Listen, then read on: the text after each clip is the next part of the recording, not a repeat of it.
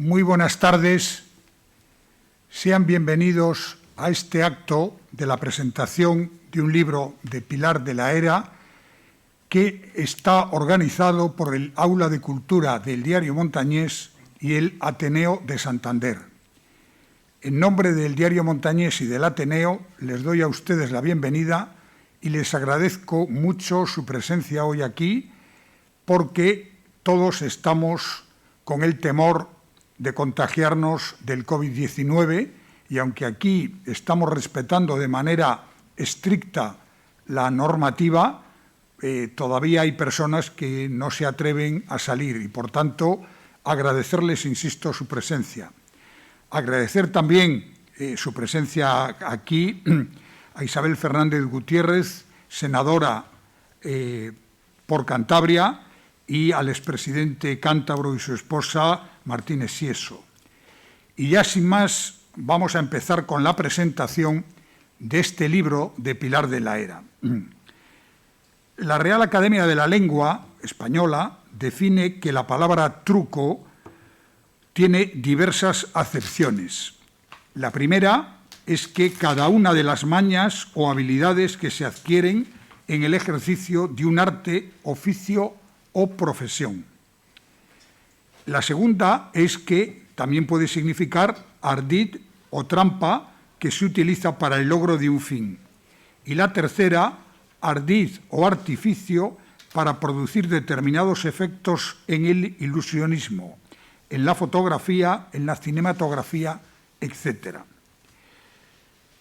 Pero en la vida de Truco, y cuando escribimos Truco con mayúscula, porque es un nombre propio, la autora, aquí presente conmigo, utiliza a su perro, de nombre Truco, como ser inteligente para desgranar una serie de ideas y de pensamientos.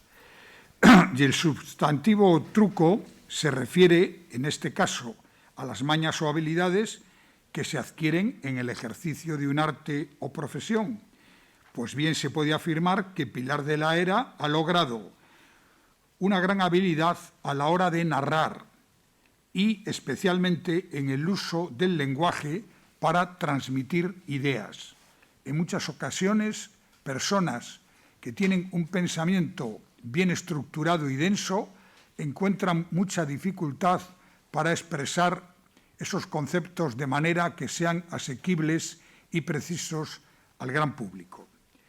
Pilar de la Era Jáudenes es abogada cántabra nacida en Madrid, donde se licenció en Derecho en la Universidad Complutense. Su formación la tuvo en el prestigioso Centro de Estudios Universitarios San Pablo, conocido como el San Pablo CEU. Ha sido durante 9 años secretaria general del Consejo Económico y Social de Cantabria, columnista en el diario El Mundo y publica habitualmente artículos en diferentes medios de comunicación. Desde hace años es vocal de la Junta Directiva de este Ateneo santanderino en el que nos encontramos y además es una brillante abogada en ejercicio. Y ahora, con este libro que hoy aquí se presenta, este libro que se titula La vida es truco, suma, por tanto, a su currículum el título de ensayista, ya que yo creo, esto es una opinión personal, que este libro pertenece al género del ensayo literario, porque, en mi opinión, no es una novela, mucho menos un libro de poesía, y, por tanto, yo creo que es un ensayo. De La vida es truco hablarán ahora los intervinientes en este acto que yo luego citaré. Pero me gustaría afirmar que Pilar logra verter ideas densas y complejas con un lenguaje sencillo y asequible. Es más, con algún aderezo humorístico que hace más atractiva la lectura.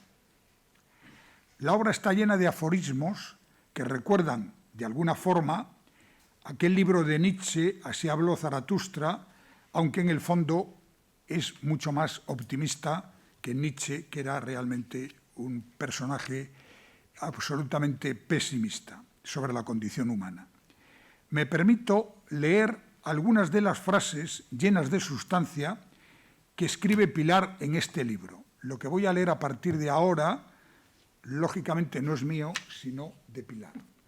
Dice Pilar: hacer país es sumar, nunca restar, defender lo que nos une, en la historia y en el porvenir.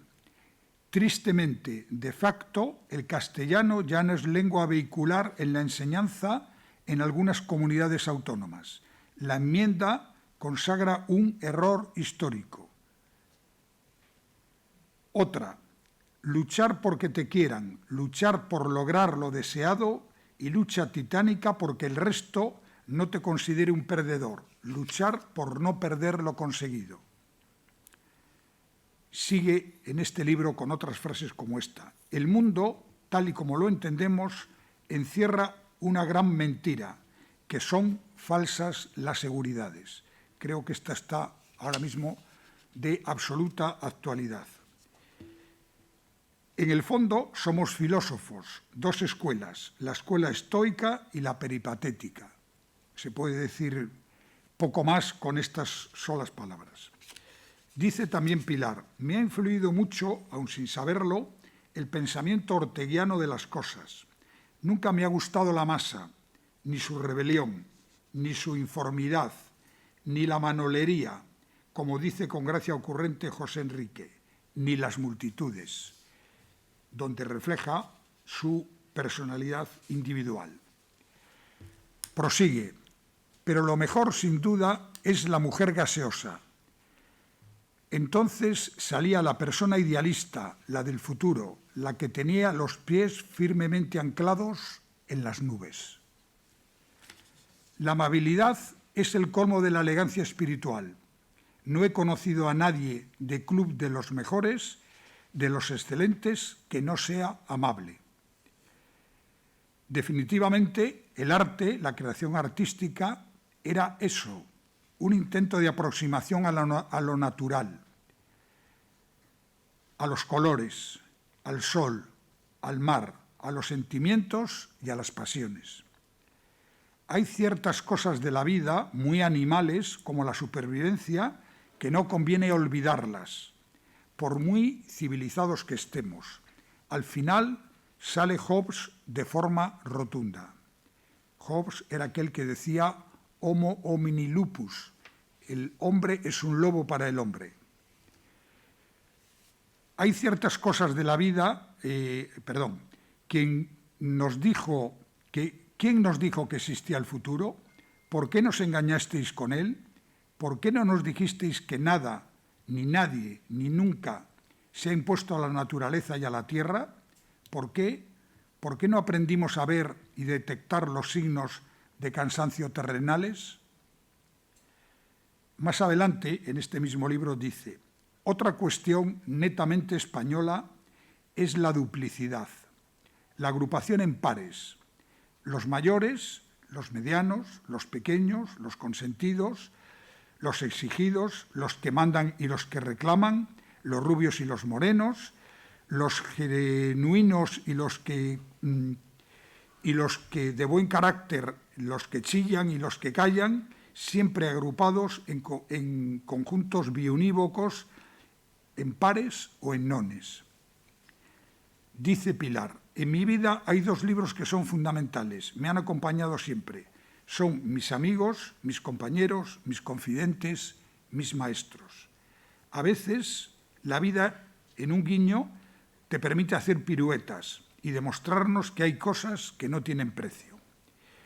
Bueno, esto es una serie de frases que aparecen en el libro, pero de las que hay muchísimas más, todas ellas inteligentes y necesarias.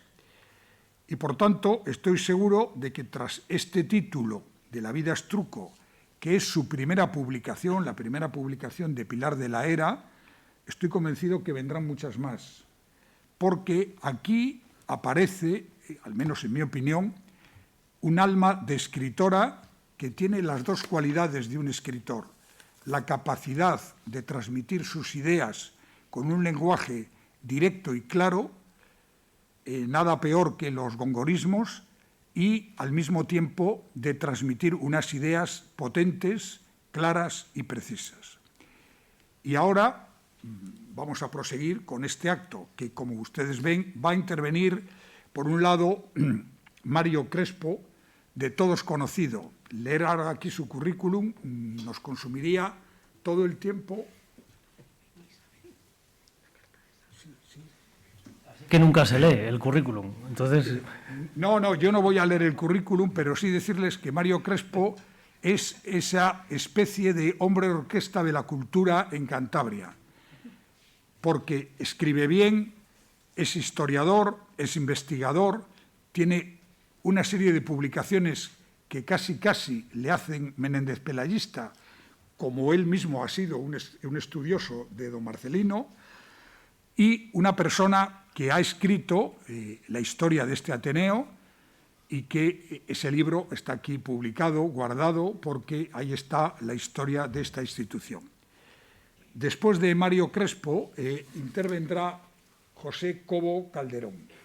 De José Cobo Calderón yo creo que todos ustedes le conocen y si no, conocen su obra, porque ¿quién no conoce esa escultura de los raqueros aquí en el Malecón junto al Club Marítimo, o quién no conoce la escultura en la rotonda del Hotel Bahía dedicada al incendio de Santander?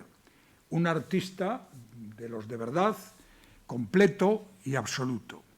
Y otro interviniente no está aquí presente, es Salvador García de Castañeda. Salvador García de Castañeda está en Estados Unidos ahora mismo, donde él ha desarrollado toda su carrera como catedrático, como lector de español, como investigador, como lingüista y como experto en literatura de lenguas romances en Estados Unidos. Y él no está aquí presente, pero sí nos ha dejado unas palabras para que entendamos cómo él aprecia este libro y cómo conoce a su autora. Y, por tanto, para leer esto hemos comprometido, yo reconozco que de una manera un poco ineducada, porque estas cosas hay que advertirlas y yo no lo he hecho, hemos convencido a Isabel Fernández Gutiérrez, senadora por Cantabria, en el Senado de Madrid, que ella amablemente va a leer estas palabras de García Castañeda. Adelante, por favor.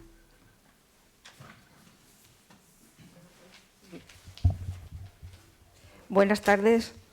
Es verdad que yo venía como invitada, como amiga de Pilar, como una buena amiga que soy de ella, pero me han pedido que interviniese. Yo al principio no quería ni subir arriba. Digo, yo vengo en calidad de amiga, aunque inherentemente el cargo de senadora va conmigo a todas partes y estoy orgullosa también de estar en este acto, de haber sido invitada y de estar donde están los ciudadanos de Cantabria, en este caso con ustedes, en estos actos tan limitados que tenemos por la situación que vivimos.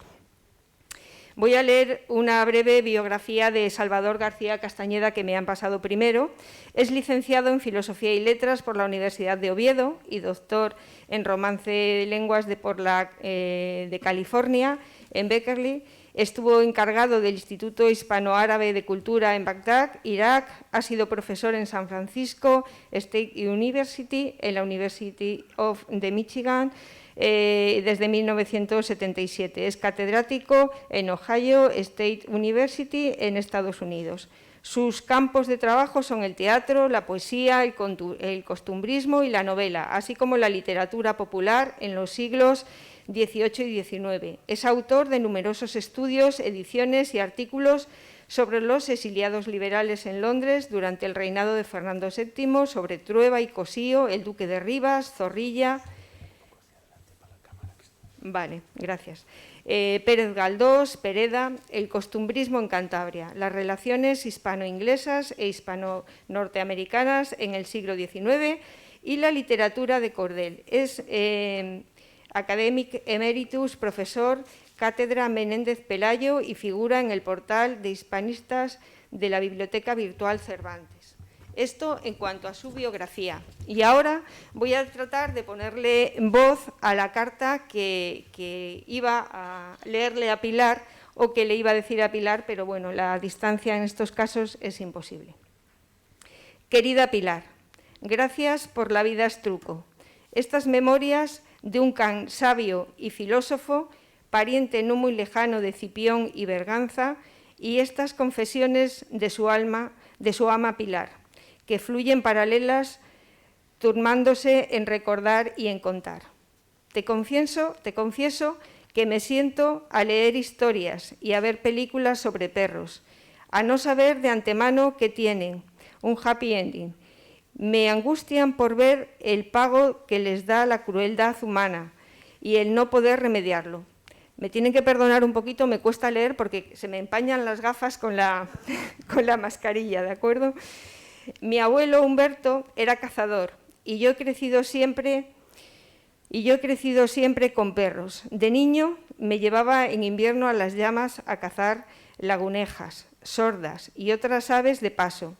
En el sardinero de la posguerra viví unos años menesterosos y felices en Villa Castañeda, en la finca que hoy es el Parque de Mesones, donde había árboles que me parecían altísimos, bardales, setos y rosales silvestres, todo descuidado y con las tapias de la finca cayéndose a pedazos.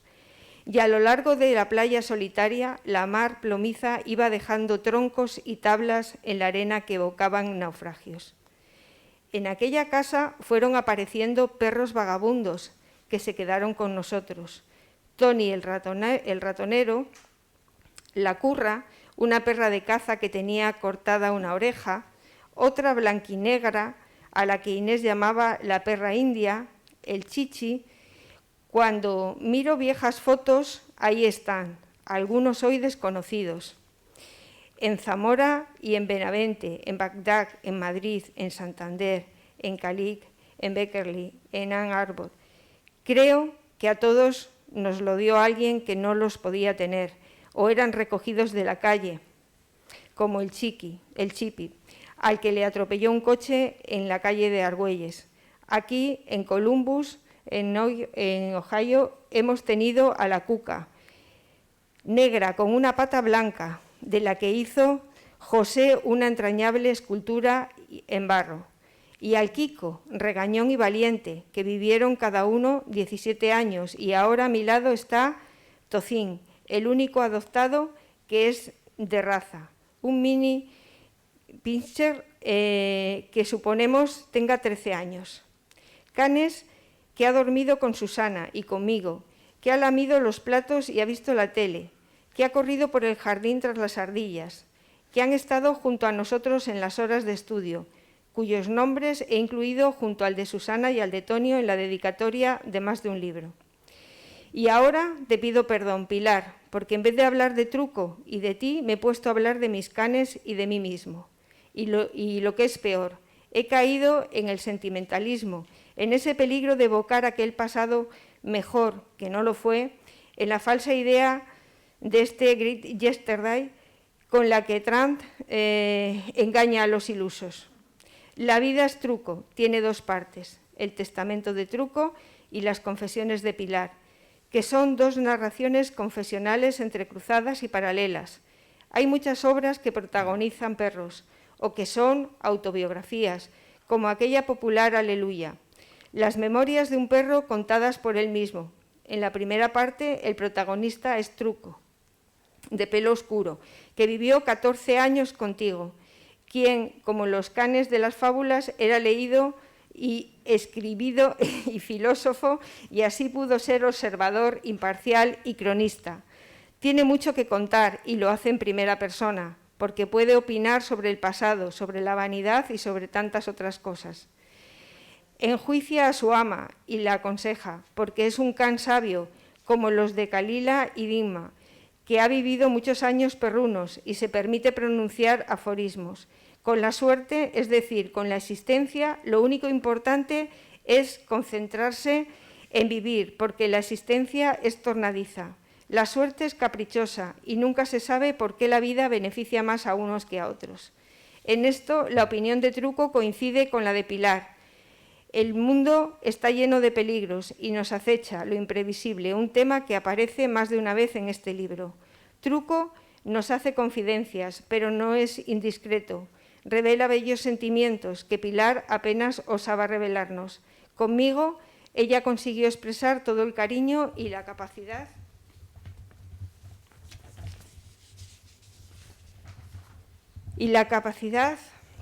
de amor que llevaba dentro. Conocía muy bien a su ama y, escudándose en sus rememoraciones, se atreve a darnos sus reflexiones sobre la vida, sobre sus propias experiencias, buenas y malas, sobre sus gozos y sus reveses.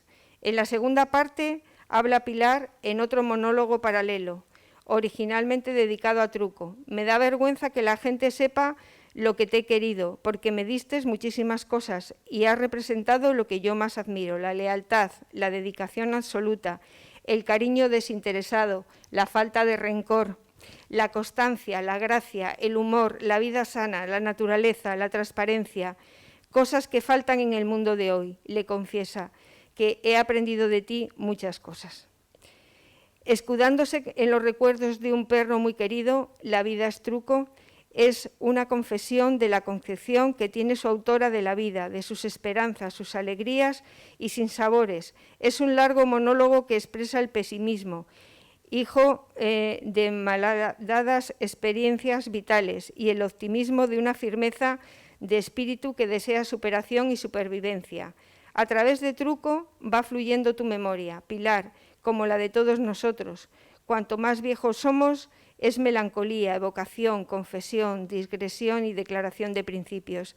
Tú y yo, como tantos otros románticos arrumbados, vemos atónitos esta sociedad de triunfadores vestidos de oropel brillante y, como bien advirtió Truco, nos refugiamos en nuestros recuerdos porque no queremos envejecer y caemos en la trampa de los recuerdos.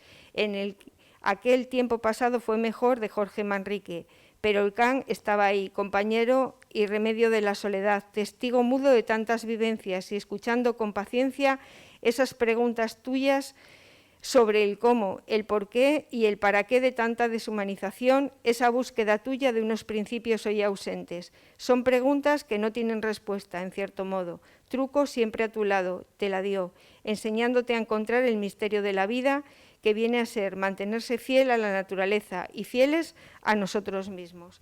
Espero haber trasladado las palabras con certeza. Gracias.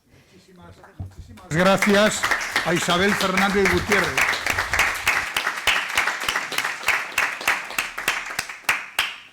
Bien, ahora tiene la palabra José Cobo Calderón, que además va a proyectar algunas imágenes, con lo cual yo voy a ausentarme un momento para que ustedes tengan la pantalla más abierta y puedan ver las imágenes.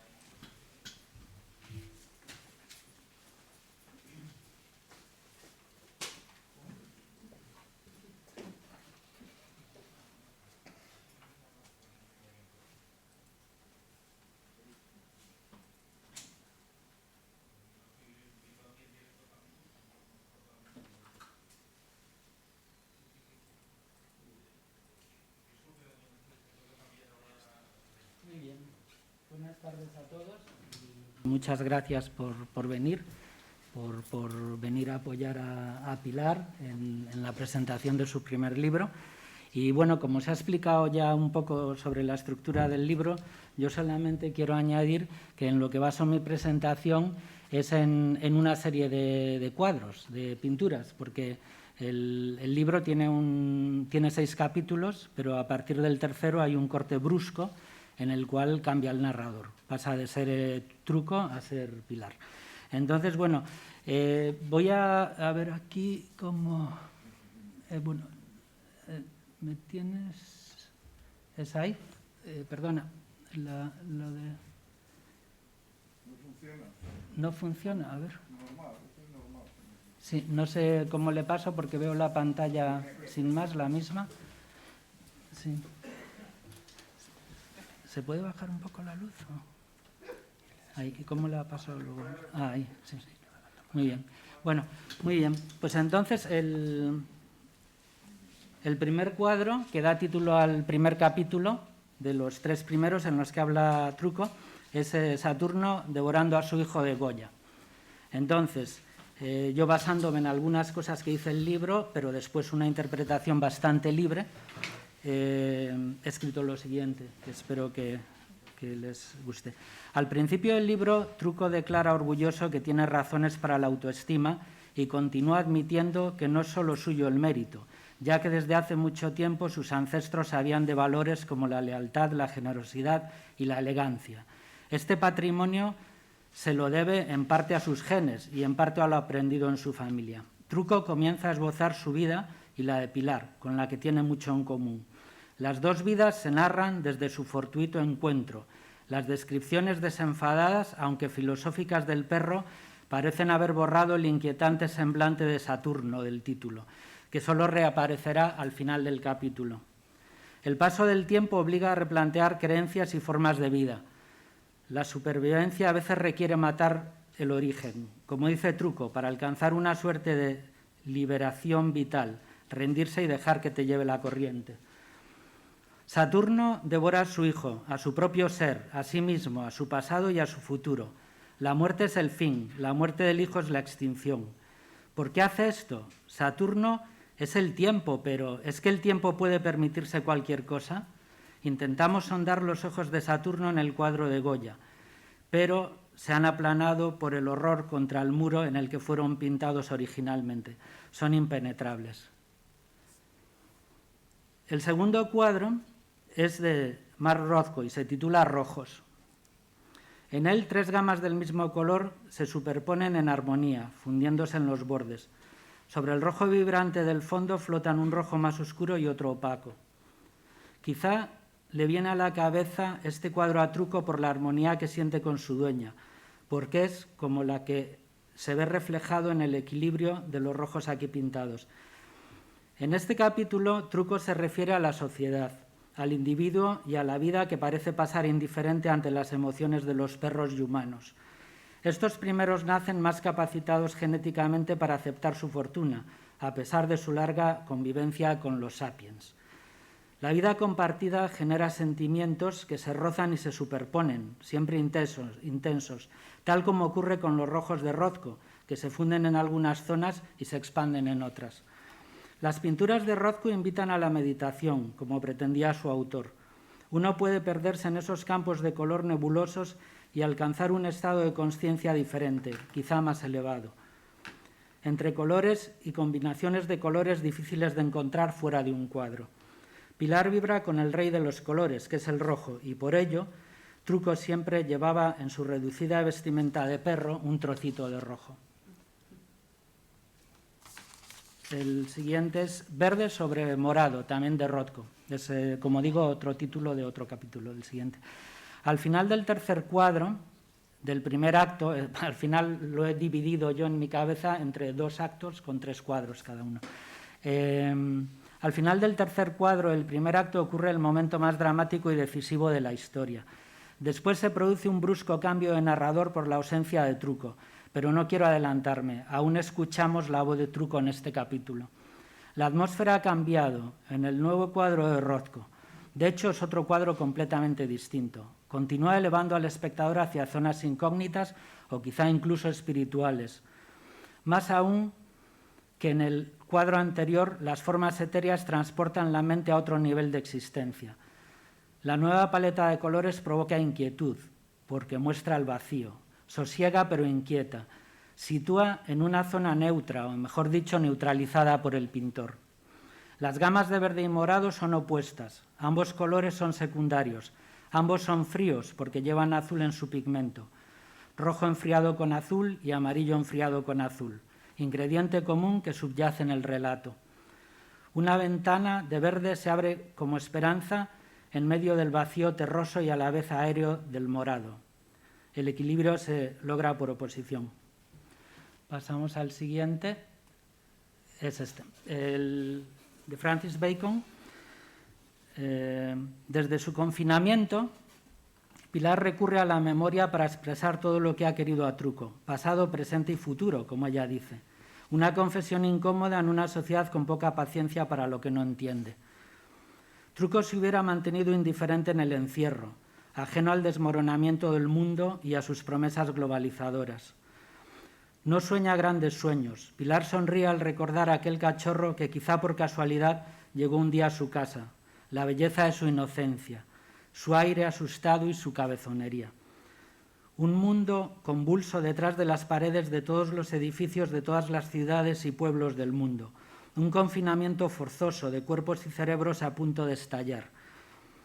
Las paredes contienen un exceso de energía y el aire está sobrecargado. En el tríptico de Francis Bacon, dedicado a Lucian Freud, el único personaje está repetido 3 veces.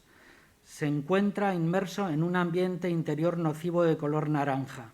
En los paneles laterales cambia de postura en la silla donde parece permanecer la mayor parte del tiempo, mientras que en la escena central está adentrándose en un pasaje negro, que podría ser el cuarto de baño, centro de comunicación biológica con el exterior gracias a las tuberías.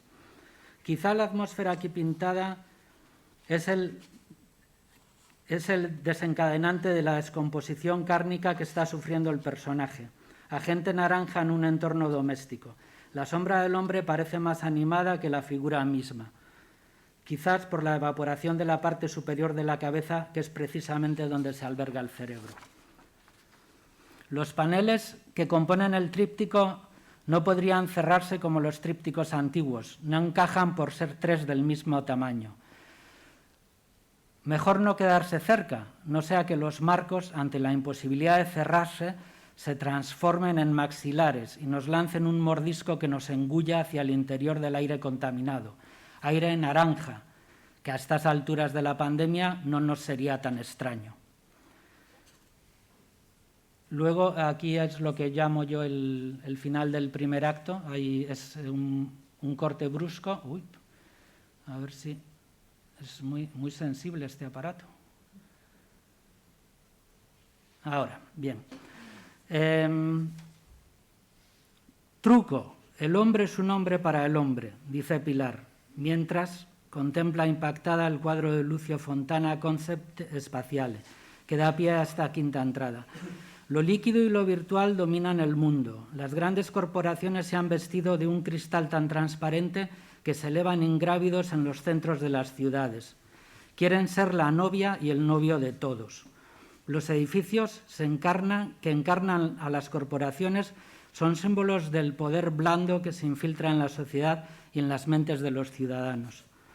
El capitalismo actual, en su constante fluir, arranca de raíz cualquier formación social o económica y les arrastra en su flujo. Truco, Pilar continúa. Los valores sólidos que yo había aprendido de mis abuelos se han licuado y el concepto de verdad se ha diluido. La caridad y la compasión se han delegado en instituciones. La solidaridad es el concepto que les sustituye. Es asumida clínicamente, desprovista del calor humano. ¿Me escuchas, Truco? Concept Espaciale es un lienzo en blanco que ha sido rajado verticalmente con un cuchillo. La limpieza del trazo contrasta con una imagen agresiva purificada en su simplificada belleza. Un ataque cruento sin sangre, una contradicción de base, una llaga sin cuerpo, la marca aislada y privada de la corporeidad del dolor y de la sangre que ensucia en unos casos y purifica en otros. Y por último, el último capítulo, el perro de Goya, que a ver si... No.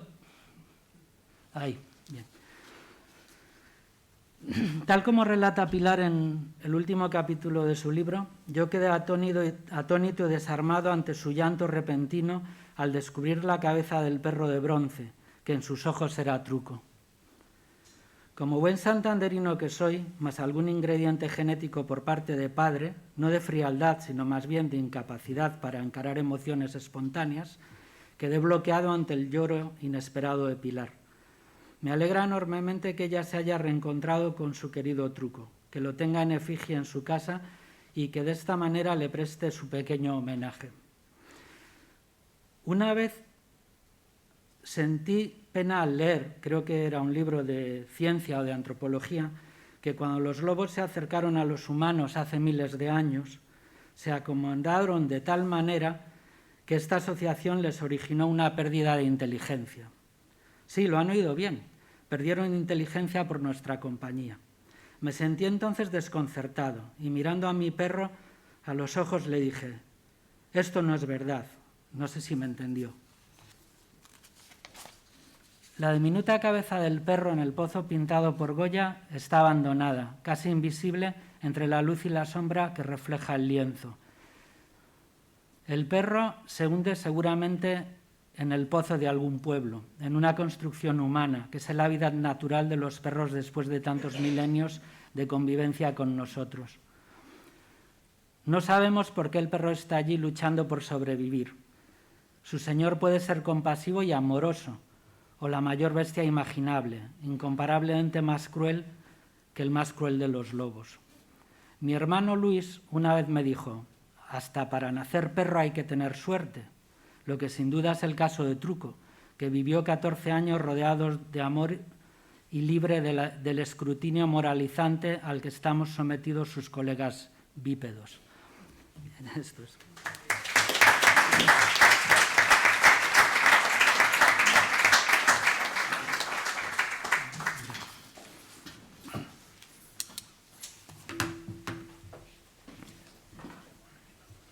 Bien, perdón por este lapso, pero vamos a proseguir con la presentación del libro La vida es truco.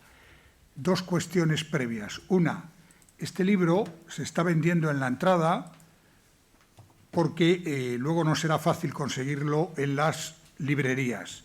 Así que quienes estén animados a leerlo, por favor, pueden adquirirlo y estoy seguro que después Pilar se lo firmará cuando terminemos este acto. Y en segundo lugar, saludar a las personas que nos están viendo y que no están aquí presentes. Esta presentación está siendo transmitida en directo por la web del Diario Montañés y por la web del Ateneo de Santander.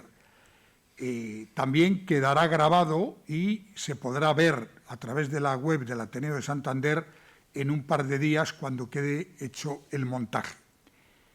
Porque, como ustedes saben, los que son habituales del Ateneo, hemos tomado la decisión de que todos los actos que aquí se realicen puedan ser disfrutados a distancia y también puedan ser consultados con el tiempo, como una especie de hemeroteca de estas conferencias. Proseguimos. Ahora le toca intervenir a Mario Crespo. Mario Crespo, yo ya he hablado antes de él, pero creo que sería, insisto, imposible abarcar toda su producción, tanto literaria como científica, en el sentido de investigación y descubrimiento de obras que estaban escondidas o de puesta en valor de otras que resultan de enorme interés. Yo, por tanto, sin más, amigo Mario, adelante con tus palabras. Buenas tardes a todos. Muchísimas gracias, Manuel Ángel. Con tu permiso. La verdad es que estoy muy agradecido a Pilar de la Era por su invitación para formar parte de esta presentación de La vida es truco, impreso en una muy bonita edición, por cierto, de la imprenta Bedia. Y bueno, la verdad es que creo que Pilar presenta en este libro un ameno y breve ensayo literario. Estoy de acuerdo con Manuel Ángel en la acepción de, digamos, de ensayo más bien, no más que narración, de carácter introspectivo, que supone su primer libro, aunque, como ya hemos oído antes, no su primera incursión en la literatura. Y da voz a su perro Truco, reflejando una relación que realmente le ha ayudado en su vida hasta el punto de reconocer en el título que la vida es truco, sin duda también jugando con el significado de la palabra truco. Truco ha vivido 14 años con la familia y hay una identificación entre Truco y la vida. Esto me parece importante. En la dedicatoria inicial, de hecho, a Álvaro, se dice que la dedicación a Truco es también la dedicación a la vida. y sobre la sutileza de los nombres de los capítulos alusivos a diferentes obras pictóricas, como nos ha hablado José, pues reflejan esa emoción de la escritora ante una vida en la que Truco ha jugado un papel decisivo, seguramente mucho más importante de lo que a priori pues un perro podría jugar, aparentemente. Quien no ha tenido perro, que creo que no es el caso de ninguno de ustedes, difícilmente comprenderá la explosión de sentimientos que un perro supone en el ser humano y, por supuesto, el profundo desconsuelo que deja su muerte. Pero aquí la autora no se detiene en lo obvio de la relación entre ambos y que hemos compartido muchos, las penas y las alegrías de la relación del ser humano con el animal, sino que llena su libro de reflexiones sobre la existencia que parten de su experiencia, y ahí considero que estriba, bajo mi punto de vista, lo más valioso del libro. Por eso voy a centrarme especialmente en esos pensamientos de la autora. En un momento del libro, de hecho, leemos: el mejor ejemplo para describir lo que ha pasado lo encuentro en las fábulas y en el mundo animal. Eso lo dice Pilar. Naturalmente, el libro se enmarca en una extensa tradición literaria que tiene como protagonistas a los perros. Salvador García Castañeda citaba en el texto que hemos escuchado la popular Aleluya, vida de un perro contada por él mismo, que yo he leído, por cierto, a raíz de saber la referencia de... yo no la conocía y la he leído y es tan admirable como terrorífica, esa Aleluya de la vida de un perro contada por él mismo. Y también citaba el coloquio de los perros de Cervantes. A muchos de ustedes les vendrán numerosos perros de la literatura, seguro, y acaso obras, les voy a citar algunas que me han venido a mí, que no son ni mucho menos las únicas.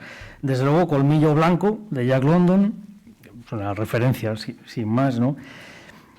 Una novela de un escritor chileno que se llama Juan Rafael Allende, que se titula Memorias de un perro escritas por su propia pata. ¿Eso no lo has leído? 1893. Flash de Virginia Woolf, obviamente, que además me parece que es un cocker, no recuerdo, es un cocker que es testigo de la relación de amor entre Robert Browning y Elizabeth Barrett. Viajes con Charlie en busca de Estados Unidos, de John Steinbeck. Miro a José porque tú no lo leíste antes de irte a Chicago, seguro, pero hubiera sido interesante, porque es un libro, es un relato precioso, con un caniche azul que va en una autocaravana que se llama Rocinante, por cierto. Steinbeck. Bueno, más recientemente Los perros duros no bailan, de Arturo Pérez Reverte, por ejemplo, ¿no? Que es una referencia actual. Y hace muy poco la editorial Blackie Books ha publicado El gran libro de los perros. Es un libro verde bastante voluminoso que recoge unas 80 historias de perros que están divididos por capítulos y son buenos. Hay perros buenos, hay perros malos, hay perros atentos, hay perros que piensan, hay perros que no hemos vuelto a ver y hay perros que te cambian. Entonces yo supongo, Pilar, que Truco entraría dentro de la categoría de los perros que te cambian. Supongo. Si tuviéramos que meterle en alguna de esas categorías. Entonces, si les parece, voy a empezar mi particular repaso del libro recordando que lo primero, que en él hay un canto a la lectura, realmente. Hay un canto a la literatura, al gozo del arte. Los títulos también son una referencia evidente del amor al arte, del amor a lo excelso, del amor a la elegancia, del amor a la palabra. Y de hecho, hay un momento en que dices, estos pequeños ratos, cuando estabais leyendo y el perro escuchaba, aunque Truco podía estar hasta leyendo, por lo que hemos leído, pero estos pequeños ratos nos hacían configurar nuestro pequeño mundo feliz y así nos escapábamos de lo que no entendíamos y no podíamos cambiar, el poder de la fantasía, que es muy grande. Entonces así, por estas páginas vemos citados a numerosos autores, a Ortega, a Bauman, a Rilke, a Proust, a Hobbes, a Saint-Exupéry, a Montaigne, a Jesús Pardo, a Jorge Fraile, a Emilio Lledó, a Bucci, Vuillard, Cunqueiro. En fin, no es un catálogo ocultista ni pretencioso, yo creo que son lecturas hechas y bien asimiladas en el ensayo, en la narración. Bueno, como ya hemos escuchado, La obra se articula en dos grandes partes. Los 3 primeros capítulos corresponden al testimonio de Truco, el perro Tekel de la autora, y los 3 siguientes, las confesiones de la autora. Y ambas creo que conforman dos narraciones, vamos a decir, aunque no es muy correcto lo de narración, que se entrecruzan y van desengranándose casi en paralelo. Claro, yo les voy a confesar aquí entre nosotros, ahora que no me oye Pilar, que tampoco nos podemos dejar llevar por el entusiasmo por Truco. Es decir, yo sospecho que la primera parte también la ha escrito la autora, ¿me explico? O sea, yo sospecho que no la ha escrito Truco. Es una sospecha que me he dado cuenta de ello cuando pues que yo estaba haciendo glosas al discurso del perro. Y claro, yo luego me he dado cuenta, digo, estoy haciendo una cosa extraña, pero me estaba resultando útil. Pero ha habido un momento en que Truco se queja de la deshumanización. Entonces ya he dicho, un perro que se queja de la deshumanización, aquí algo está pasando. Entonces ahí es donde me he dado cuenta que a lo mejor tenías algo que ver en la primera parte también. Bueno, ensalza, lo que me interesa es ensalza una serie de valores: la amistad, el amor, la naturalidad, la justicia, la curiosidad, la valentía, la sinceridad, la autenticidad. Se van desgranando pensamientos que incluso en la boca de un perro encuentran la complicidad del lector humano. Por ejemplo, cuando dice, todos tenemos algo único para los ojos de alguien. Son lugares muy reconocidos en la historia de la literatura sobre la fugacidad de la vida o del disfrute de la vida, el ubi sunt, el carpe diem. Dice, ella fue tan consciente como yo de que lo importante era disfrutar de cada momento y hacerlo eterno. Son máximas, son aforismos casi, en los cuales pues prácticamente todos podemos estar de acuerdo, ¿no? Hay, como no podía ser de otra manera, una reflexión intensa sobre la vida. Por ejemplo, me ha llamado la atención, reconoce Truco la importancia del de repente, hasta el punto de que dice que en la vida lo más importante es el de repente. Es cierto, o sea, bueno, no sé si es pero sí que es importante el de repente. También la vida entendida como lucha, por supuesto. Yo diría, dice, que la única manera de vivir es la lucha. Y critica también el exceso de normativismo en la vida. Dice, la vida no se puede someter a reglas. Claro, es un perro. No, el perro no... Seguro que alguna regla tenía Truco. No creo que no tuviera reglas, pero es cierto que, bueno, que podemos estar más o menos ahí de acuerdo. Es especialmente interesante la interacción, como no podía ser de otra manera, entre la mascota y su dueña, sus experiencias compartidas, sus mutuas enseñanzas, los momentos vividos en común. Por ejemplo, dice Truco, la existencia es tornadiza. Este concepto se lo enseñé yo a ella, creo que lo incorporó a su forma de vivir. Yo le enseñé a que se empleara en su existencia sin tener criterios temporales ni cronológicos, de los que yo carezco. Creo que en gran medida me hizo caso. Toda mi vida he dado gracias por tener que estar cerca de ella. Es más, no solo de ella, es de su hija Pilar lo que ella más quiere. Tenían una angustia vital generalizada y necesitaban romperla con cualquier novedad. Yo fui la novedad. Nos educamos mutuamente, dices en otro momento, ¿no? No les voy a leer más porque de lo que se trata es que no solo ustedes se deleiten con nuestras intervenciones, sino de que compren el libro, ¿me explico? Y entonces si les leo mucho más van a decir, bueno, no tiene interés para nosotros ya el libro. Lo tiene sin duda, por favor. En esta primera parte la voz narrativa es la de Truco, que cuenta no solo anécdotas y peripecias familiares, sino sobre todo sus propios pensamientos sobre quien le han rodeado. Conocemos en estas páginas las características esenciales del animal y su profunda relación con el mundo y con la autora. ¿Cómo dice Truco que es él también? Él mismo se reconoce en una serie de características y valores. Es fiel, honrado, distante, afortunado, orgulloso, pasional, celoso, sibarita y antidemócrata. No les voy a decir en cuántas coincido yo con él, pero hay unas cuantas.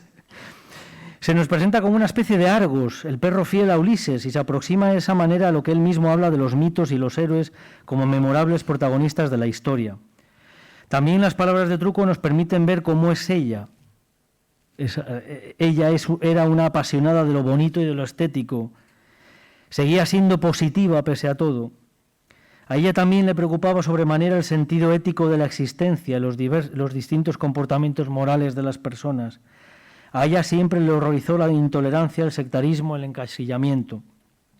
Y en ella el perro adivina cualidades como la amabilidad, la afabilidad, la simpatía, la capacidad de anticipación, la afición por el arte y el refinamiento.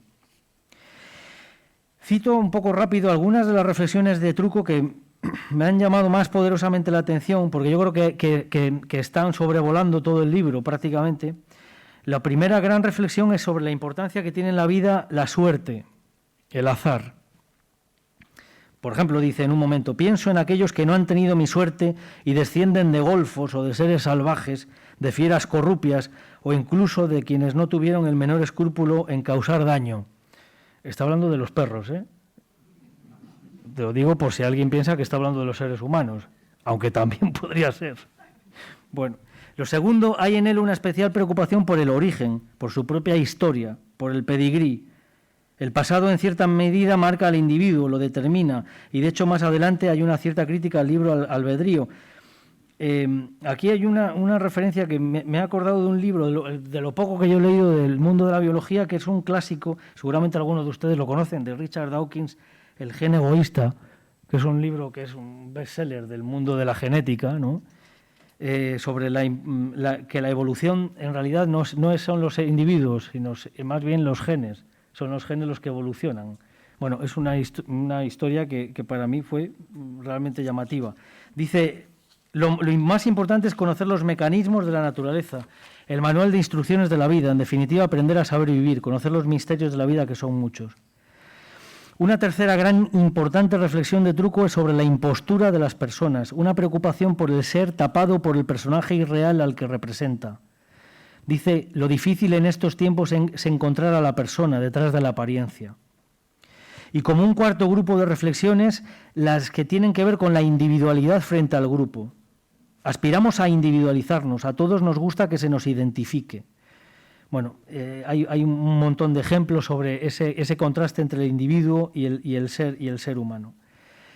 Me parece una buena doctrina, dice, la doctrina del grupo, aunque pienso que la tendencia natural es hacia lo individual, hacia el yo.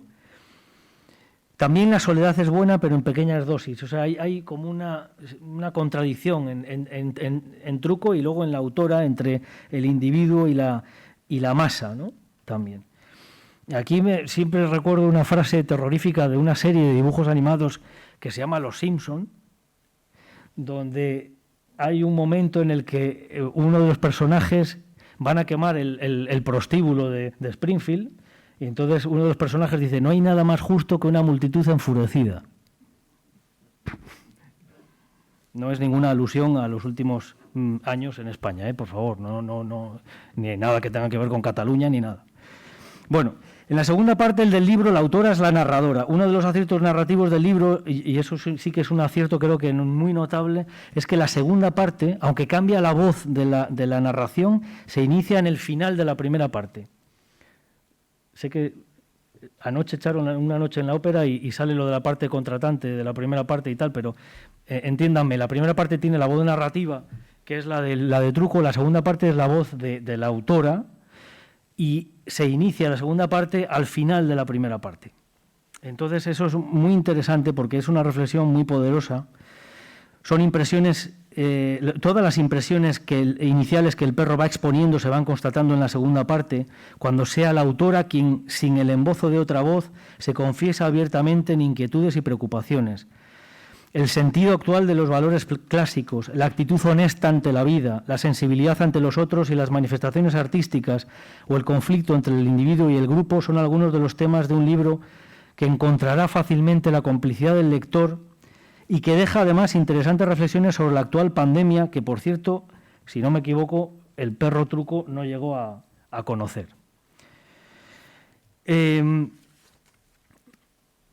No puedo hablar, obviamente, lo ha hecho ya con toda autoridad mi compañero de mesa y buen amigo José Cobo, del expresionismo abstracto, pero puedo decirte, Pilar, que nos has regalado un libro muy especial lo primero porque desvela una experiencia intensa tuya, una relación de amor que ha contribuido a tu propio desvelamiento, a tu propia transformación, que creo que es otro concepto clave del libro.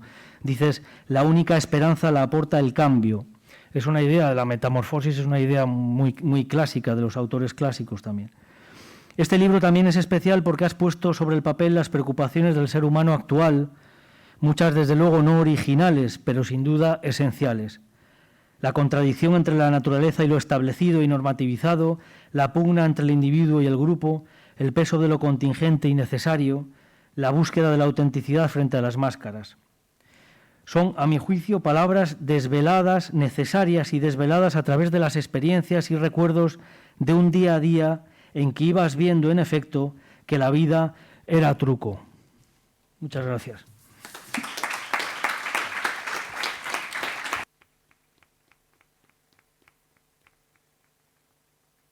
Pues muchísimas gracias, Mario. Y ahora llegamos a la parte principal de esta presentación, que es que nos hable la autora de este libro, La vida es truco, Pilar de la Era Jáudenes, que con sus palabras cerraremos este acto, aunque si hubiera tiempo podríamos dar paso a que ustedes pudieran hacer alguna pregunta. Adelante.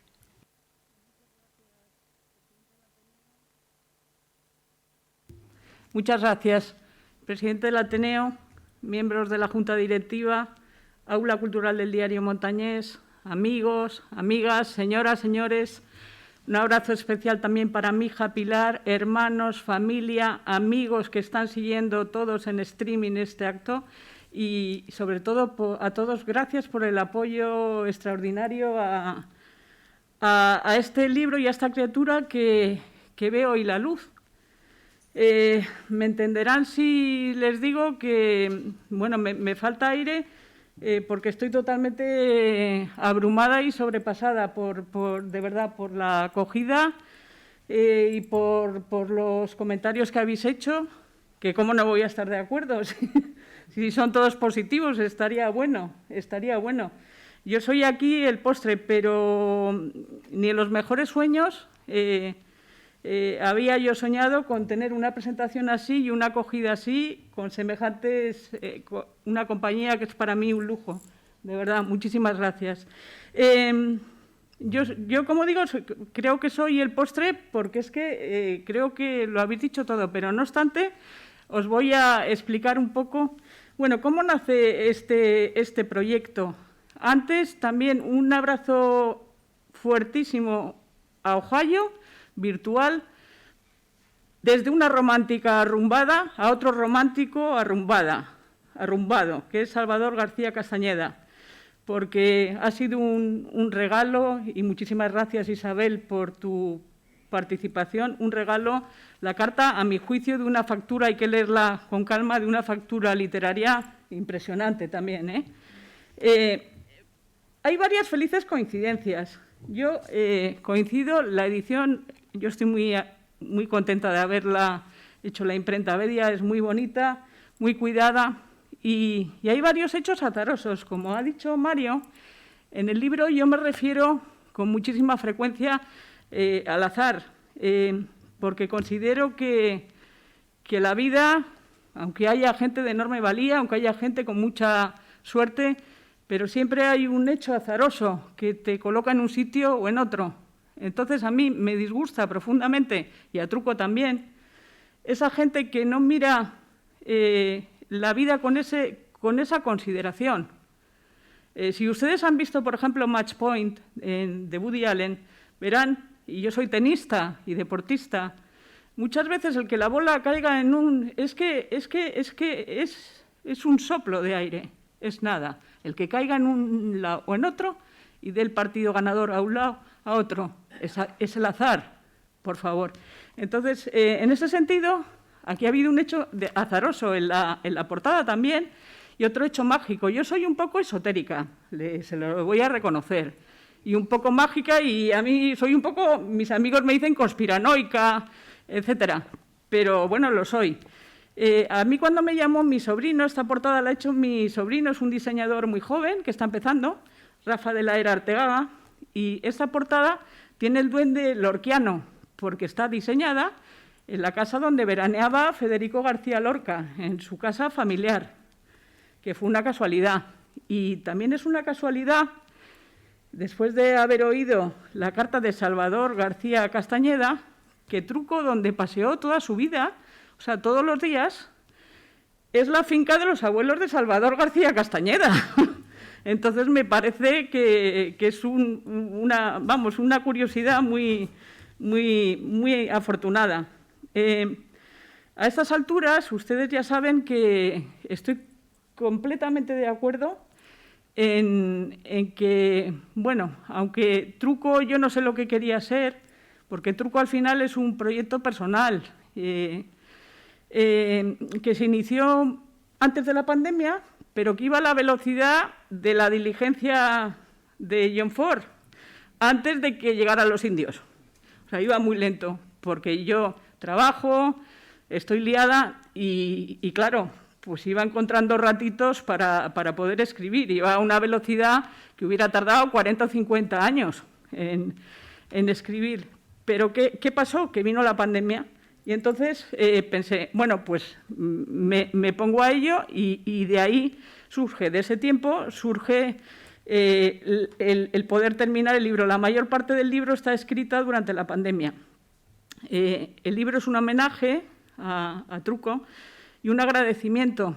En el libro solo he optado por una visión optimista porque solo aprendí de él. O sea, los perros el rencor no lo conocen, siempre ven al dueño con un filtro rosa. Entonces, ¿por qué voy a sacar yo otro filtro con él? Yo saco un filtro rosa con Truco y lo miro desde el positivismo. Solo pongo encima de la mesa y en el libro sus virtudes. Truco era un orgulloso tekel de pelo duro y con el que yo dialogo y como han dicho tanto Manuel Ángel como Mario, yo coincido en que esto es un ensayo literario, coincido. Tiene quizás algunos otros ingredientes, por lo que ahora diré, pero vamos, estoy totalmente de acuerdo. A ratos puede parecer unas confesiones, pero yo creo que es el género donde está encajado. Creo que sobre todo el libro parte de una necesidad y es trasladar, bueno, pues mi visión del mundo, ¿no? Y una visión del mundo, pues muy crítica, porque yo lo quiera o no, tengo un pensamiento crítico, pues porque así me han educado en el pensamiento crítico. Y probablemente pues lo sea tan crítica, pues porque gracias a los libros y gracias al arte y gracias a la escultura y gracias a la pintura y gracias a abrir la mente a otras cosas, creo que indefectiblemente se desemboca en un pensamiento crítico, indefectiblemente. Por eso también el libro, de alguna forma, es un alegato hacia la cultura y por eso dirán, ¿qué pintaban aquí hoy los cuadros de Rothko? Bueno, pues porque cada capítulo tiene el nombre de un cuadro y que además yo cada cuadro, bueno, quizás porque yo leí muchísimos tebeos, yo me he leído todos los tebeos y todos los cómics del mundo. Yo la vida siempre la veo, de hecho yo esto de la pandemia lo veo muchas veces, digo, 13 rue del percebe, vamos, o sea, tal cual. O sea, por ejemplo, yo cuando vi al secretario general de la OMS salir y decir esas cosas que luego se desmintieron, digo, vamos, podía ser el del sexto de Rue del Percebe, o luego Anacleto y Filemón, en fin, lo veo todo porque es que mi padre nos compraba todos los domingos tebeos y tebeos y tebeos, y luego también me ha influido mucho y van a pensar que estoy de broma, y no lo estoy tanto. Pues Asterix y Obelix, Tintín, las aventuras de Guillermo, fundamentales para entender la vida y para tener un pensamiento crítico. En cuanto el arte, vamos a ver, yo efectivamente cada capítulo tiene su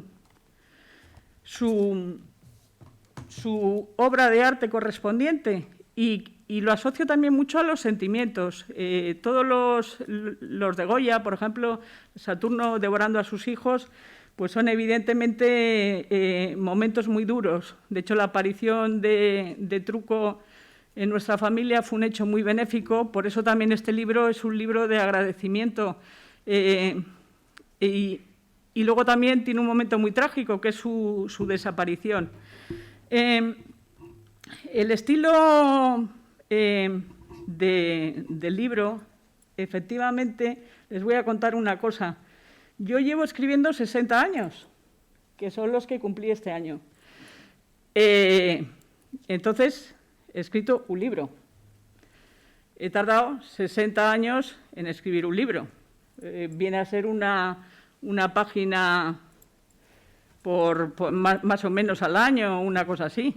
Entonces dirán, pero bueno, qué barbaridad, porque aquí hay escritores y entenderán lo que digo. O sea, uno va por la calle andando y va escribiendo. O sea, yo voy andando y yo voy escribiendo, voy redactando. Pero, sin embargo, nunca me había atrevido a escribir un libro.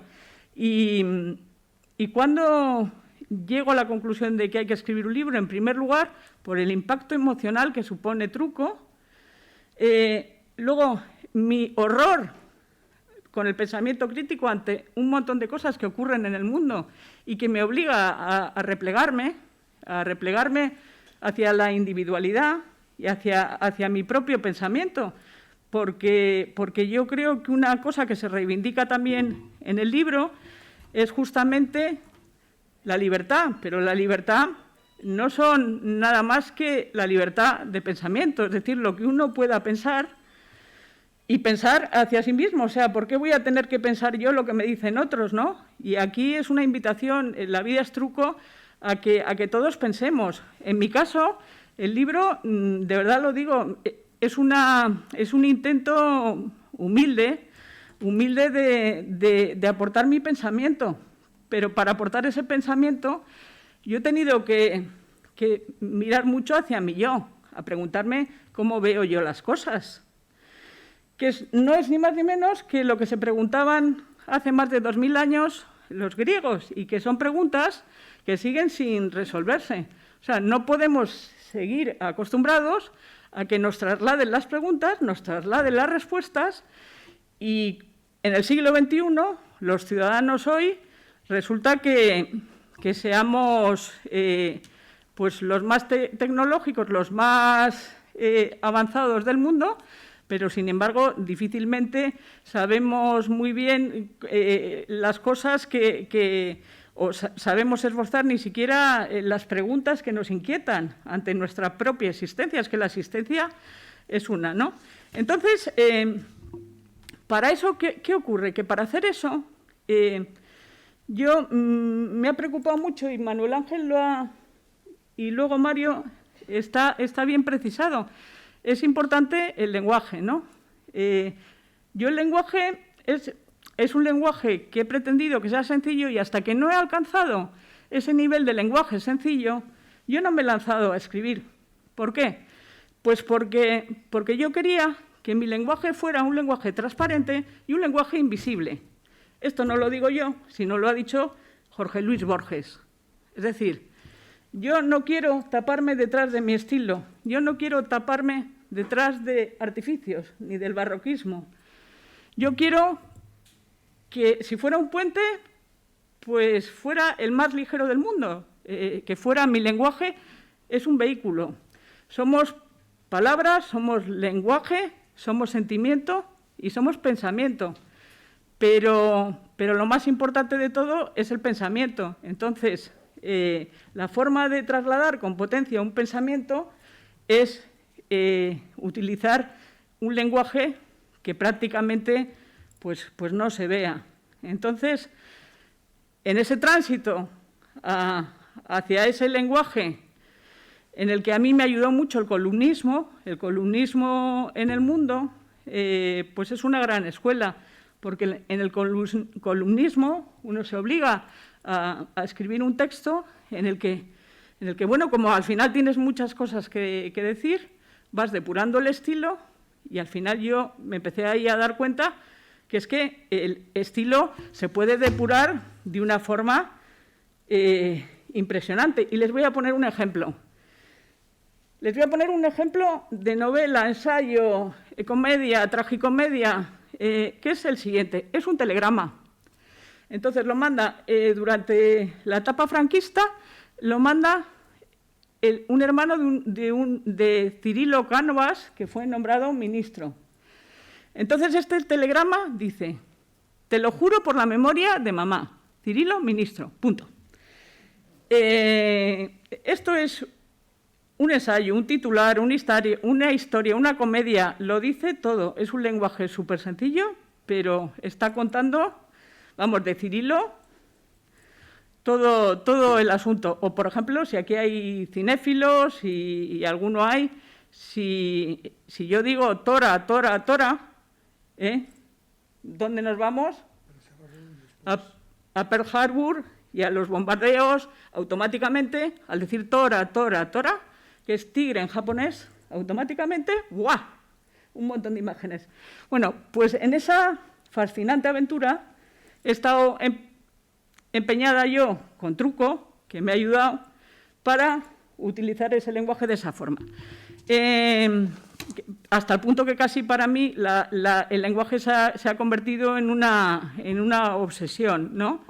Porque, bueno, como ha dicho Vargas Llosa, pues el español es un lenguaje que normalmente, sobre todo en literatura, es de palabras numerosas. Entonces, yo intento, vamos, dejarla, si es posible, en una, muchísimo mejor, porque lo que se trata es de trasladar ideas.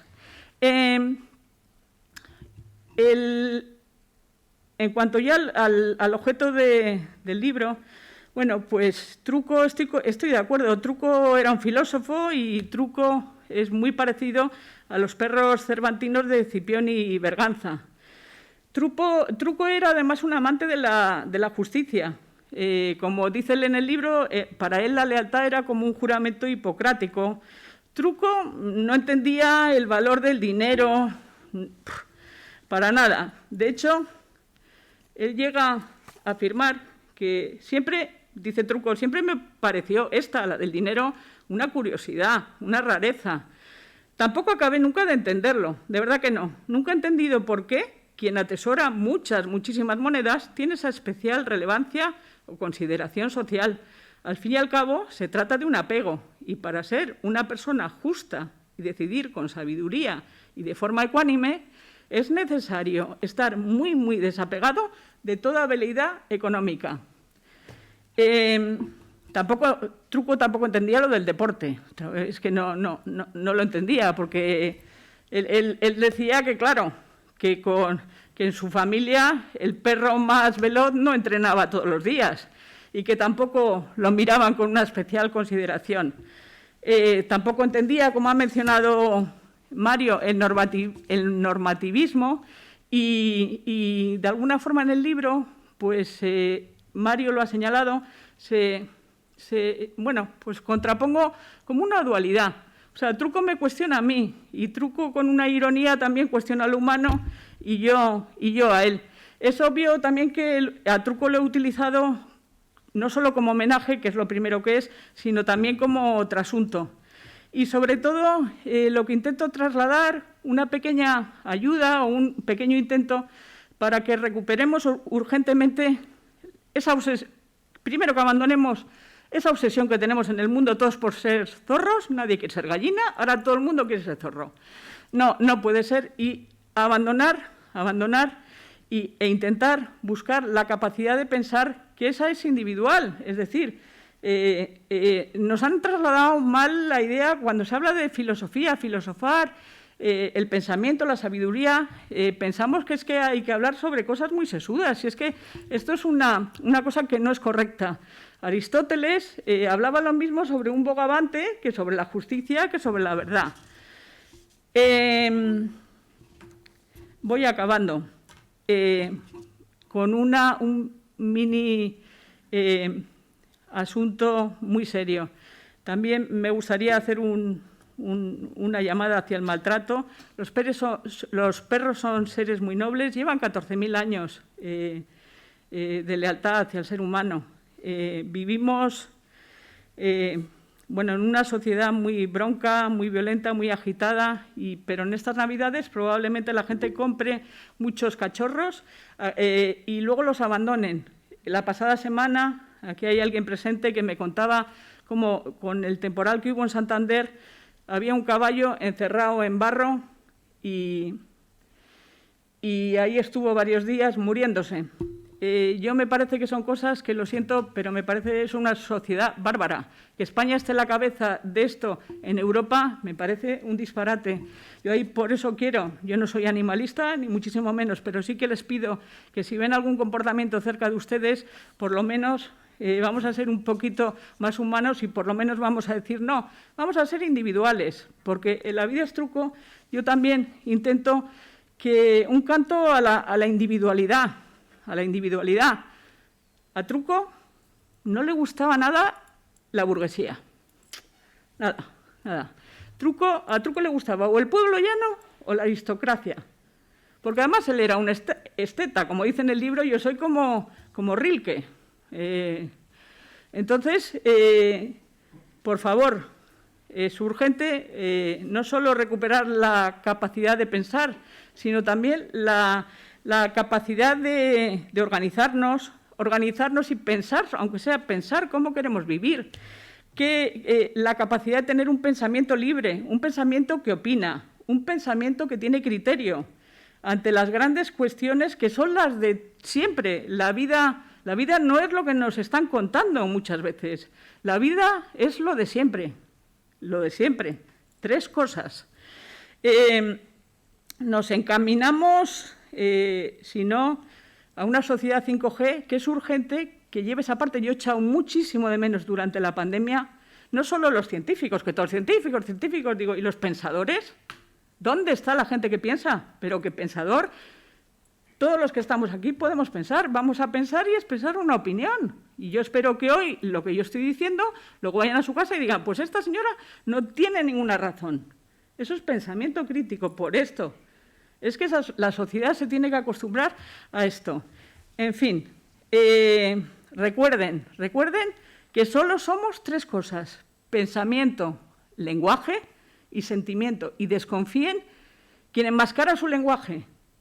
Quien no se muestra con un lenguaje transparente e invisible, desconfíen, porque está tapando su pensamiento. O sea, yo les podrá gustar o no mi pensamiento, pero yo lo que sí que les aseguro es que La vida es truco, estoy yo. O sea, esta soy yo. Para terminar, una pequeña anécdota. Un día andaban Platón y Sócrates y le dice, maestro, llevamos horas hablando sobre la belleza y no hemos llegado a ninguna conclusión. Y le contesta Sócrates, es que lo bello es muy difícil. Muchas gracias.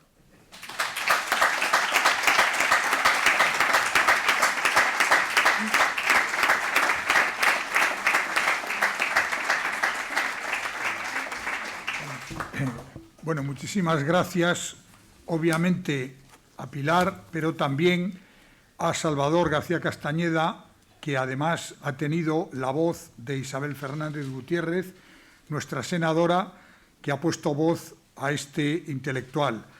Como no, a Mario Crespo y también a José Cobo Calderón. Y a ustedes por haber venido. Tenemos 20 minutos porque con el toque de queda tendremos que terminar a las 9 menos cuarto. Y si alguien de ustedes quiere hacer alguna pregunta, que sea breve para que también haya un poco de espacio para que la autora firme libros a aquellos que lo quieran llevar dedicado. ¿Me levanto? Sí, por favor. No podemos pasar el micrófono y, por tanto... Vale, si voy a intentar hablar. Habla hacia allá, por favor. Sí, no, simplemente como veo que hay muy buen ambiente y ha habido mucho humor, con permiso de Pilar, con permiso de José y con permiso de Manuel Ángel, a mi querido amigo Mario Crespo, con ese humor magnífico que siempre admiro, que te has olvidado, no sé si te pasa como a mí, que me olvido, que recuerdo mucho la ocupación de Irlanda por los británicos, Irlanda del Norte, o la derrota terrible en Malvinas, pero te has olvidado de un libro magnífico que tiene el nombre de un perro, que es unas grandes novelas de misterio con un gran autor, que es El perro de Baskerville. Es un personaje prodigioso. Entonces te pasa como a mí, que recuerdas una derrota sufrida en Malvinas y no quieres nada de los británicos, como nos pasa a muchos de nosotros. No, simplemente es una broma, ¿eh? Como había un ambiente tan estupendo, Pilar, magnífico todo, ¿eh? Gracias. Una broma a mi querido Mario Crespo. Sí, por favor, allí al fondo se puede poner en pie y hablar un poquito fuerte, por favor. ¿Cómo valora usted la cuestión de la espiritualidad en general y la religión en particular? ¿El qué? ¿La? Perdón, ¿podría repetirlo la pregunta? ¿Cómo valora usted la espiritualidad en general y la religión en particular? La espiritualidad y la religión.